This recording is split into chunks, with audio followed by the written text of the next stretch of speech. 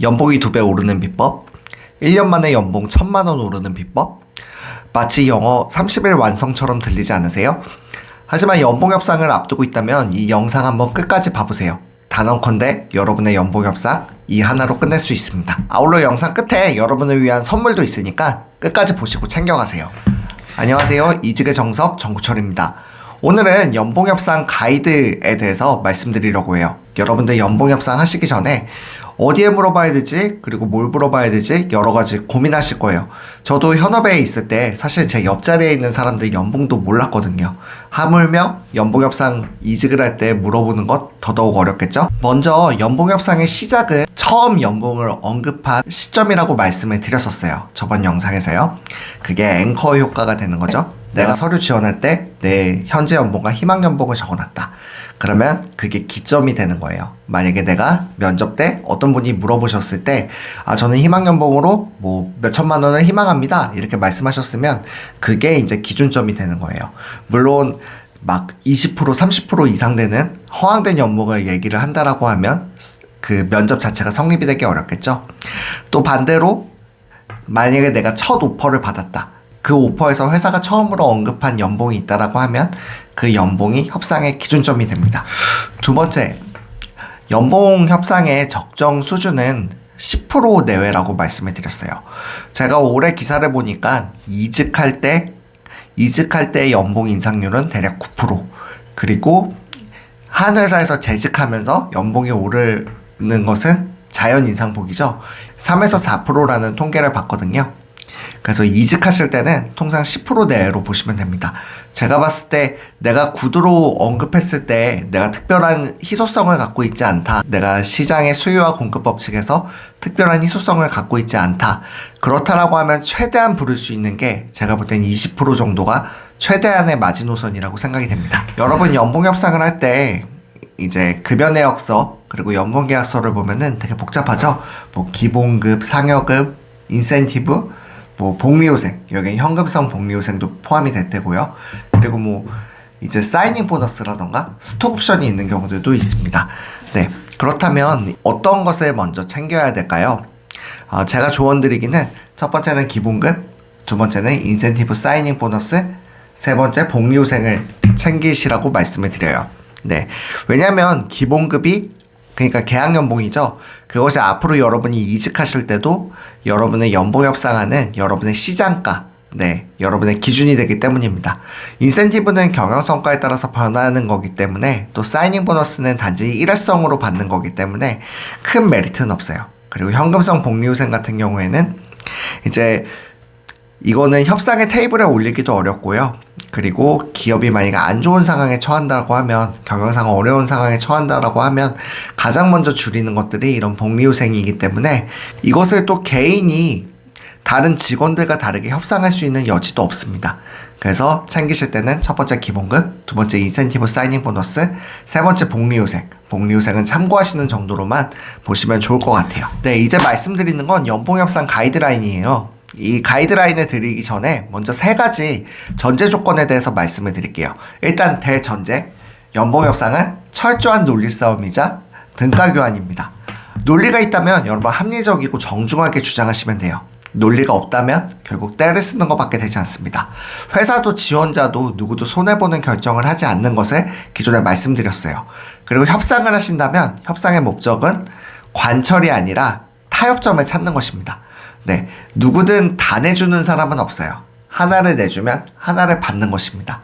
이게 직급이 될 수도 있고요. 연봉이 될 수도 있고요. 네, 이 부분 기억하시고 이 전제 조건 기억하시고 연봉 협상의 방법에 대해서 가이드라인에 대해서 하나씩 말씀드려 보도록 하겠습니다. 먼저 본인의 명분을 명확히 하고 스스로 객관화 마지노선을 정하세요. 저는 이직을 하실 때 먼저 서류를 넣기 전부터 내가 왜 이직을 하려고 하는지, 내 이직 사유가 지원 동기로 상쇄가 되는지 그것을 꼭 체크하시라고 말씀을 드리는데요.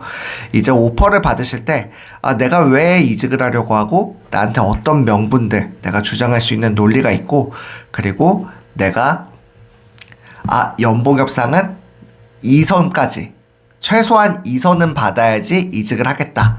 요 선을 정하시면 좋을 것 같아요. 아울러 스스로 객관화하시는 것도 필요합니다. 무작정 높은 연봉을 부를 수 없겠죠? 제가 헤드헌터로 제안을 하다 보면 이런 분들이 있으세요. 뭐 되게 흔한 직종인데 희소성을 갖고 있지 않은, 뭐 예를 들면 건축 시공이라고 해볼게요. 뭐 이 시장가가 한 6천만 원 정도라고 하면은 예전에 갑자기 8천만 원을 부르시는 분이 있으셨어요. 이렇게 제안할 때 저는 7천만 원, 8천만 원 주는 데는 쎄였고요. 그래서 8천만 원 이상이 아니면 안 가겠습니다. 근데 저도 해당 엔지니어 출신으로 그런 연봉이 없었거든요. 그래서 이때 필요한 거는 스스로 객관화가 돼 있으셔야겠죠. 만약에 그 8천을 계속 주장하신다라고 하면 그분은 아마 이직을 못 하실 겁니다. 네, 한 차장, 부장 되시면 그 연봉 받으실 수 있을 거예요. 네, 그래서 명분을 명확히 하신 다음에 연봉을 포함한 현재 회사, 지원 회사의 가치 및 득실을 파악을 합니다. 그러니까 내가 이직을 했을 때, 내가 만약에 이 회사에 있을 때 잃게 되는 비용에 대해서, 그리고 내가 이 회사로 옮겼을 때 얻게 되는 이득에 대해서, 그리고 리스크에 대해서 한번 판단해 보시기를 말씀을 드려요. 그리고 첫 오퍼를 받으셨을 때 그 마지노선 입사 여부에 대해서 다시 한번 생각을 해보시길 권해드립니다. 그래서 내가 오퍼를 받았는데 앞서 영상에도 말씀드렸지만 그 감정 상하는 것 때문에 포기하시는 경우들이 있잖아요. 근데 내가 판단했을 때 앞서 1, 2번에서 말씀드렸던 것처럼 내가 이직을 하는 게 이득이다, 이직을 하는 게 좋다라고 하신다라고 하면 연봉에만 너무 일희일비하지 마시고 내가 이 이직을 통해서 무엇을 얻으려고 하는지, 내가 무엇을 얻고 무엇을 취할 수 있는지를 판단을 해보시면 좋을 것 같아요. 네 번째로, 그래서 만약에 여러분의 결론이 입사하는 것, 이직이라고 판단이 되시면은 이제부터 협상을 하셔야 되잖아요. 그러면 내가 이 회사에 이직을 해야 한다라는 것은 정했고, 그렇다라고 한다면 내가 이제 조금이라도 더 좋은 연봉, 처우를 받는 것에 목적을 두시고, 그러기 위해서는 저는 먼저 인사 담당자한테 감사를 표현하실 것을 말씀을 드려요. 그래서 연봉이 아쉬운 것도 있지만 그 감정을 드러내기보다는 감사합니다, 좋은 회사에 좋은 기회를 주셔서 이렇게 면접 진행했고 이렇게 최종 합격 통보 주심에 감사합니다, 이렇게 면접 때 보여주셨던 모습에 의해서 저도 이 회사에 입사하고 싶은 마음이 더 큽니다. 그러고서 다만 이제 제가 기존에 봤던 처우들과 제가 기대했던 이직할 때 연봉 처우에 대해서는 다만 이러이러한 부분들이, A라는 것들이, B라는 것들이, C라는 것들이 좀 아쉬운 부분들이 있는데 이런 부분들에 의해서 혹시 반영을 해주실 수 있는지 이렇게 정중히 물어보시면 좋을 것 같아요. 이때 가장 중요한 것이 인사 담당자한테 입사할 믿음 그리고 의지를 주는 것이 중요합니다. 제가 판단할 때는 연봉 처우를 산정할 때 단순히 그 급여 내역서와 뭐 원천 징수 그리고 연봉 계약서만으로 판단을 하지 않습니다. 여러분들이 얼마나 피드백을 하는데 오가는 시간 있죠? 여러분도 똑같잖아요. 면접하실 때 만약에 일주일 만에 오거나 하루 만에 면접 봅시다 이렇게 연락이 오면 이 회사에서 나에게 좀 더 관심이 있구나, 이 회사가 인력이 급하구나, 이런 것들을 판단하실 수 있는데 만약에 처우에 대해서도 여러분들이 진행을 하실 때 그 피드백이 되게 며칠간 늦다거나 아니면 되게 좀 냉소적이거나 이렇다라고 하면 인사 담당자들도 생각을 하겠죠. 이분이 다른 옵션이 있구나, 아니면 우리 회사에 크게 입사할 마음이 없구나. 이거를 전략적으로 사용하실 수도 있겠지만 제가 봤을 때 이것을 전략적으로 사용하실 수 있는 분은 많이 없으세요. 그리고 그 경우에는 이 회사의 오퍼를 놓을 각오까지 하셔야 됩니다. 그래서 저는 좀 그 부분은 추천하지 않고요. 그래서 최대한 먼저 감사와 내가 입사할 의지를 표현하실 것을 말씀을 드려요.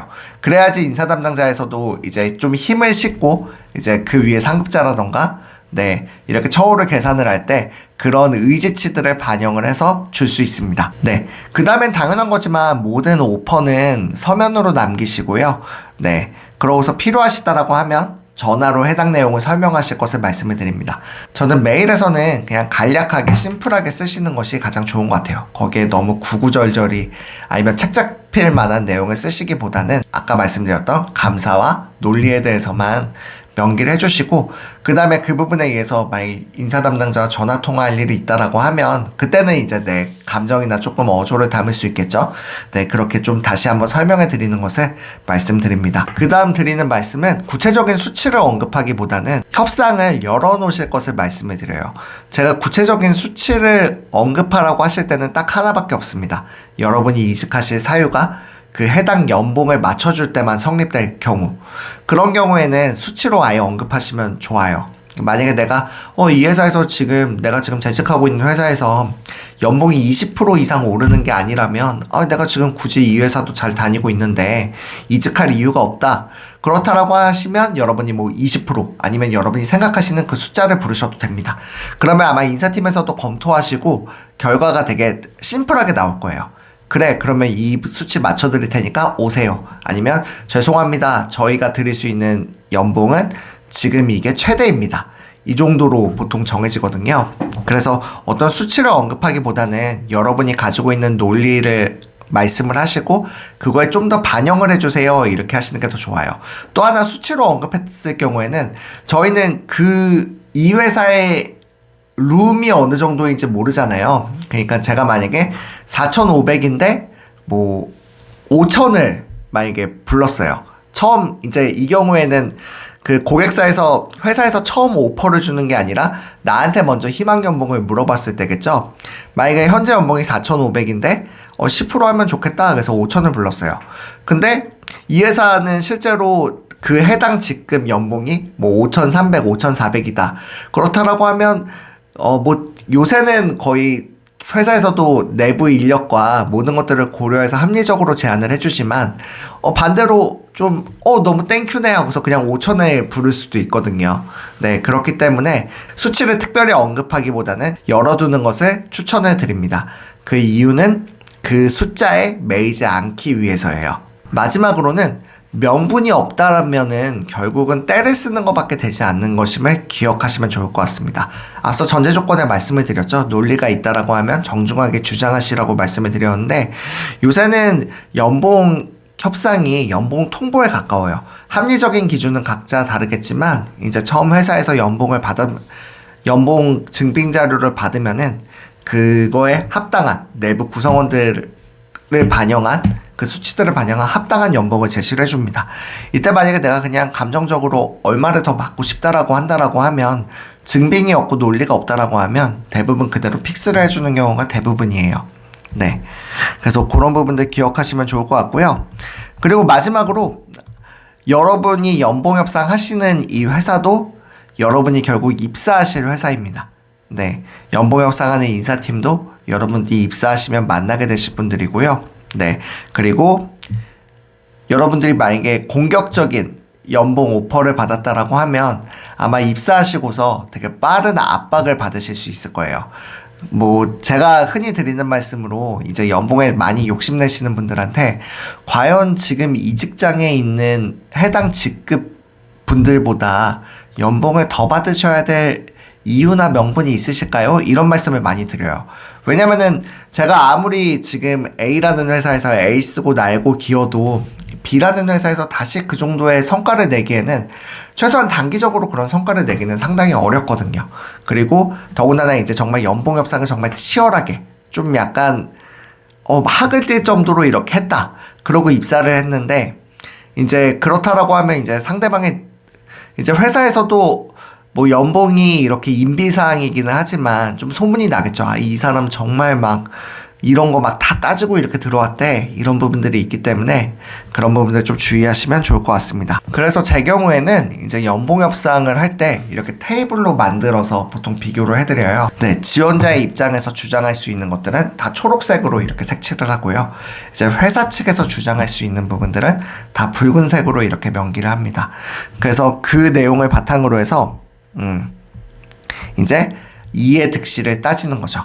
그래서 누구한테 이득인지 그 부분들을 보시길 바라고요. 참고로 지원자의 명분이 될 수 있는 부분들은 이제 지금 현 회사에서 연봉의 자연 인상률, 그리고 진급 예정인 경우, 그리고 다른 회사에 중복 합격한 경우, 네, 이런 부분들을 이제 명분으로 주장을 할 수가 있습니다. 네, 지금까지 연봉협상의 가이드라인과 인사 담당자 커뮤니케이션의 부분에 대해서 말씀을 드렸어요. 반복해서 드리는 말씀이지만 이제 연봉만으로 이 좋은 회사, 나쁜 회사를 또 내가 입사할지 말지를 판단하시기보다 내가 왜 이직을 떠올렸는지, 그리고 지금 회사에서 내가 이직을 하는 이유가 해소가 되었는지, 그리고 이 회사는 내 동기를 내 이직 사유를 상쇄할 수 있는지, 이런 부분들을 좀 면밀히 고민하셔가지고 준비하시면 좋을 것 같고요. 이제 연봉 협상에 대해서 여러 가지 말씀을 드렸는데 제가 마지막에 선물이 있다라고 말씀을 드렸죠. 제가 상세 내용에 제 뉴스레터 그 링크를 넣어놨습니다. 뉴스레터 구독하시는 분께 이직의 정석 저자가 쓴 연봉협상 가이드라인을 다 무료로 배포해드리고 있어요. 제가 링크드인에서도 400분 이상 나눠드렸고, 제 지금 구독자가 960분인데, 제가 960명께 나눠드린 가이드라인이거든요. 그래서 시중에 있는 책 중에 연봉협상에 관해서 다룬 책은 제 책밖에 없더라고요. 그래서 아마 연봉협상 이렇게 보시면은 좀 더 많은 도움이 될 것 같습니다. 여기까지 내 자리, 그리고 제 자리를 찾아서, 정보철이었습니다. 감사합니다.